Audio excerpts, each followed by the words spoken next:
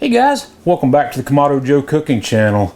Today we're going to fire up the Kamado Joe Classic and we're going to do some seared pork tenderloins, and we're going to make a sweet citrus and rum sauce to go on that. So let's get started.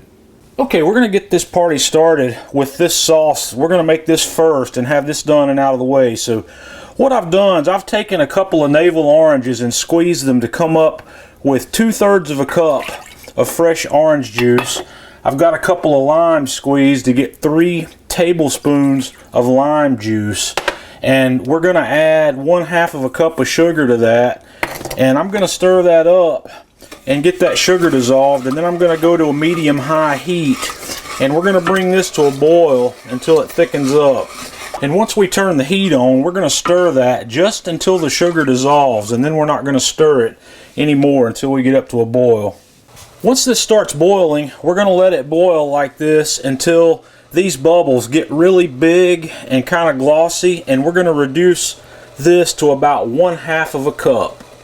Okay, when you get reduced to about this, where you've got these big bubbles like this and you're down to about 1/2 a cup, this is where we want to move on to the next step. So what I'm going to do is I'm going to move this off the burner for just a moment, and we're going to let that cool here for just a few seconds, and then we're going to add in 1/2 a cup of rum. And today I'm just using the Bacardi Gold.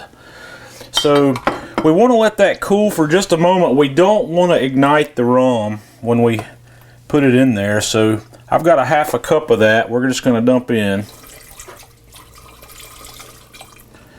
And then we're going to return that to the burner, and we're going to reduce it again to the same volume. We want to bring that back down. We want to bring that back to a boil and reduce it to about 1/2 of a cup in volume. Okay, once this gets reduced down to 1/2 a cup, we are going to transfer this into another container. So I'm going to just put it into another saucepan, another small one, and we've got to let that cool completely before we move on to the next step. So I'm just going to transfer that into a small saucepan. I'm going to set that aside and let it cool. Okay guys, after this is completely cooled, you should have a really thick syrup here, and that's exactly what you're looking for. So what we're going to do now is add the zest of that 1 lime, the zest of 2 navel oranges, and 1/2 of a cup of freshly chopped cilantro, and we're going to mix all that in, and then we're just going to set that aside until we're ready to use it. The next thing I want to do is fire up my Kamado Joe Classic. I have lit the charcoal over here on the left side of the grill and kind of moved my charcoal over that way because we're going to set up for some 2-zone cooking, and I'm going to set my heat deflector in the low position on the right side, and up top I'm going to set my cast iron griddle.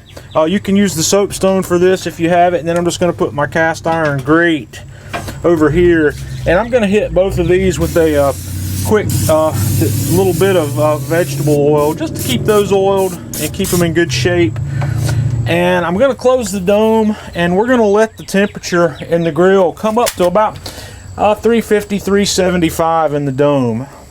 In order to get to 350 or 375 in the dome, I'm going to leave the bottom vent fully open, and I'm going to leave the top vent maybe between the first and second notch until the temperature comes up, and then if I need to warm things up, I'll open up the airflow, or if I need to cool things down, I'll close it down. So we'll just let it sit here for now, and like I said, we're going to shoot for 350 to 375 in the dome. Okay, our grill's just about up to temperature, so I'm going to take a little bit of extra virgin olive oil and rub it all over these 2 pork tenderloins. We're going to get them completely coated, and then I'm going to salt these a little bit. I've got some fine grain sea salt here. I'm going to get some salt on both sides of these, and then we're going to take these out to the grill. Okay guys, our grill's just about up to temp. Everything's looking good. I'm going to take that pot of the sauce that we made and set it on here and let it start to warm up a little bit, because I want that a little runny so we can baste it on. So we're going to give that a couple of minutes, and then we'll be right back. Okay guys, we are ready to go. That sauce is starting to heat up, so I'm going to toss these on. We're going to toss them on the griddle. And we're going to keep these moving. This is going to be kind of a lid open cook. So what I'm going to do is, as they're cooking, I'm just going to keep them turning, and we're going to get a good sear on the outside of these, and then we're going to finish them off indirect. And we're just going to keep these turning, and as we turn them, you'll see the browning starting to happen on the outside of this. So just kind of keep them moving, move them every couple of minutes, and just keep on cooking.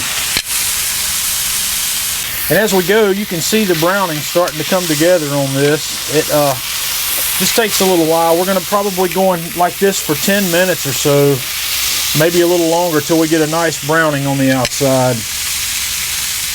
And we just keep turning them. You can close the lid between turns if you want to. It's up to you.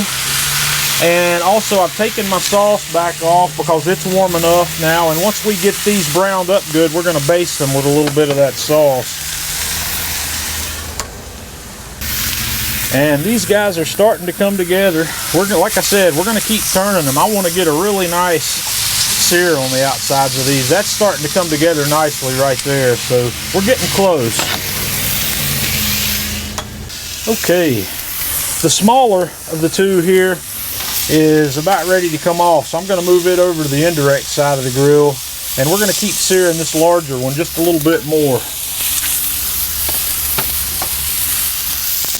Okay, our larger one's about ready also, so I'm going to move those over to the indirect side of the grill, and let's turn the camera on these. And what we're going to do now is we're going to baste these with a little bit of that wonderful sauce that we made. So we're just going to hit the outside with not a very heavy coat. We just want to kind of coat the outside of both of these.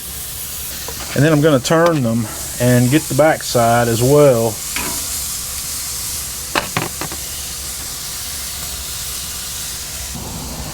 And we're going to let these finish on the indirect side of the grill until I get an internal temperature on both to about 140. Okay. We're up to temperature. I've already taken the smaller one off. It got to temperature a little quicker, so we're going to take this one off. We're going to let these rest for about 10 minutes.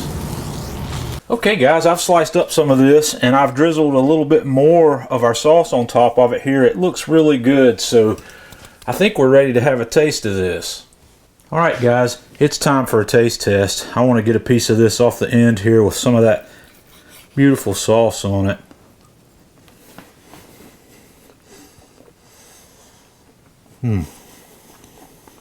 Guys, that's absolutely amazing. Pork and fruit are made for each other. This citrus and cilantro glaze that we put on here and sauce to top it with, absolutely amazing. You're going to have to try this and let me know what you think. One other tip, this sauce, leave the cilantro out and you've got a beautiful sauce for ice cream. You can drizzle a little bit of it on a pound cake, sweeten your tea with it.